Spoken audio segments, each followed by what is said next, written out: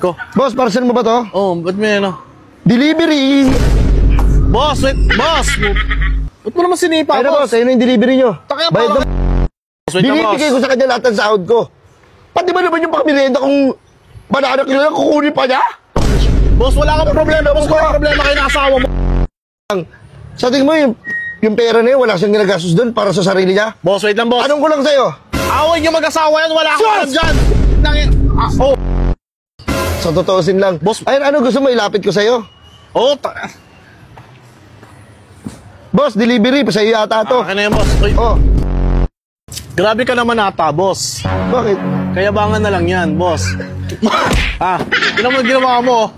Tinan mo. Bakit, boss? Tapos gaganyanin mo yung pinadala ko. May problema ngayon tao nga. Kaya ka nagawala nga. Ano ba to? Sasabihin muna ako sa'yo. Pag New Year, sinasabi magbago ka na. Oh, Pag birthday mo naman, sasabihin huwag kang magbago. Ano ba talaga? Pukin na nyo. mumurahin.